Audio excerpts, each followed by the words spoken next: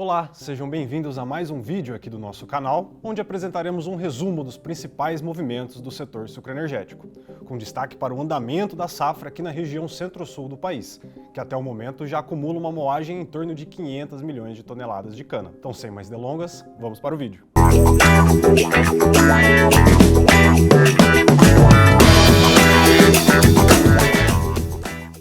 Já temos falado há algum tempo sobre a possibilidade de antecipação das chuvas de verão em função do fenômeno climático El Niño.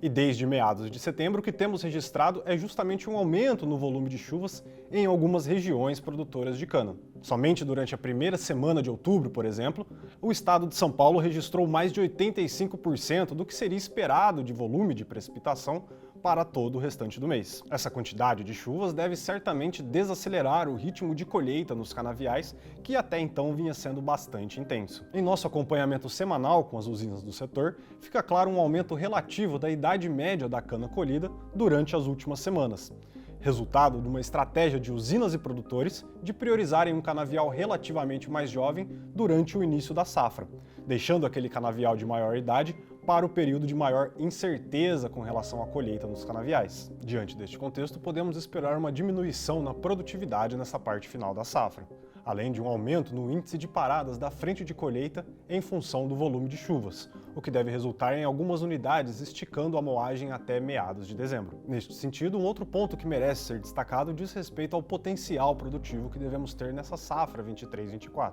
Enquanto nossas estimativas sugerem uma disponibilidade de até 630 milhões de toneladas de cana-de-açúcar a serem moídas na região centro-sul, provavelmente a moagem efetiva e real que acontecerá durante o ciclo deva ficar ligeiramente abaixo dessa quantidade. Isso porque, com a quantidade elevada de dias chuvosos previstos até o encerramento dessa safra, as unidades não devem ter dias aptos para moagem, de modo a conseguir colher toda essa quantidade de cana-de-açúcar. Desse modo, é provável que apenas uma porcentagem desse potencial produtivo seja colhido de fato durante o ciclo 23-24. O restante, no entanto, provavelmente será bisado e colhido somente no próximo ciclo. Saindo agora do campo e falando de mercado, o intervalo do último mês contou com oscilações expressivas nos preços que direcionam o setor. No que se refere ao petróleo, por exemplo, o principal movimento consistiu em uma valorização do combustível frente aos cortes de oferta de importantes países produtores, como a Arábia Saudita e Rússia. Com a redução anunciada por esses países, o seu preço de mercado certamente deve ser pressionado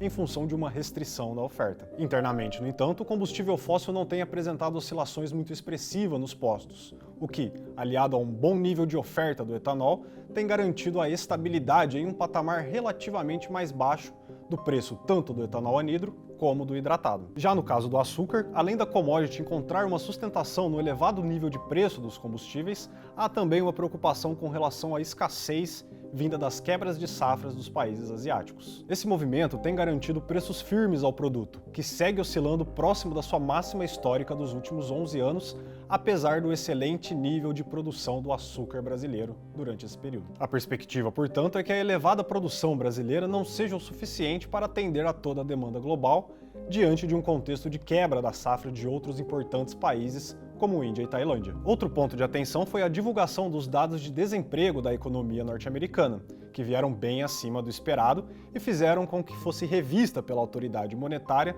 o ciclo de queda das taxas de juros. Esse movimento ocasionou uma valorização quase que imediata da nossa taxa de câmbio, que saiu do patamar de R$ 4,95 durante as últimas semanas de setembro e passou a oscilar próximo de R$ 5,15. Como resultado, esse novo diferencial de juros entre a economia norte-americana e a economia brasileira deve aumentar a competitividade do açúcar brasileiro voltado à exportação. Diante desses movimentos, a nossa estimativa para o preço da matéria-prima do setor sugere uma valorização no quilo do ATR em relação àquilo que nós tivemos no ciclo anterior. Essa valorização deve ser puxada principalmente pelo avanço nos preços do açúcar do mercado internacional e deve seguir se refletindo em aumento nos preços do Consecana para o estado de São Paulo durante os próximos meses. No que se refere ao preço de fechamento da safra, que representa a média dos 12 meses durante o período, nossas estimativas sugerem algo em torno de R$ 1,23 o quilo do ATR. Então por hoje é isso. Não deixe de acompanhar o PSEG Consultoria e Projetos em todas as nossas redes sociais e até o mês que vem.